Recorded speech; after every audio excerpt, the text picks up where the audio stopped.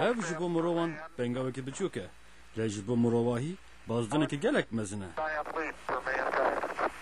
اسمانگر امریکی نیل آرمسترونگ پنگاو خویا ایکی یا دیروکی جی گمیع اسمانی اپولو 11 ایگل 27969 دانه سر هیوی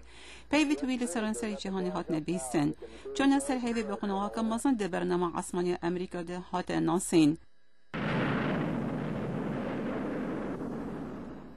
12 ساله برهنگی اکتیا سوویتی سترلایت ایکی آب ناو سپوتنیک برداب و عصمانا پشت هنگی عصمانگر یوری گاگرین بجاره ایکی گمیک عصمانی لرخد عردی زفراند سروک جان اف کندی سوزدال بو حتی دو ماه سال 1960 مروفکی پنرته سرهیوی Ez bawer dikim ku pêdiviyê ev millet di nav 10 salan pêşiya me de ji xwe re bike armanc ku mirovek bişine ser heyvê û bi silametî vegerine dinyayê. 8 سال پشت هنگی گمیع اپولو 11 گریان خویا دیروکی کر آرمسترونگ دگل عصمانگر باز آلدرینو و مایکل کالنز به 16 هیو 7 سال 1969 چونت ناف اپولو دا و خو آماده کر دا بریک موشککی بیت هاوتن 1 میلیون کس نیزیکی کیپ کناورول خرببون دا بره خوب دنه رابونا اپولو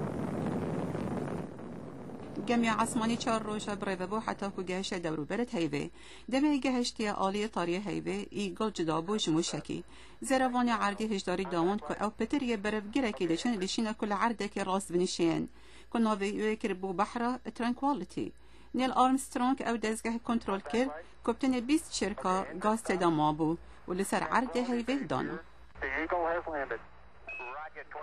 6 ساعت پیش هنگی آرمسترونگ لسر هیوی هات خاره و بحث عرده ویکر کاچاوه Ew der mîna hay dezirtiya sehraya Amerîkayê.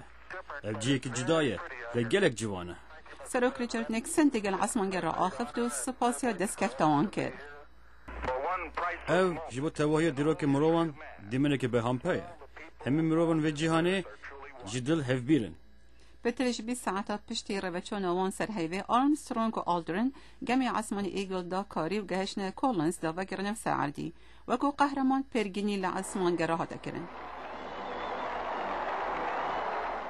سردم عصمانی نوشن دست بیکر بسوزا گریانت پاشروشه بو هیوی و ویوتر بینرتیجا اف راپورتش پشکا کردی دنگ امریکا ها تبالاف کرد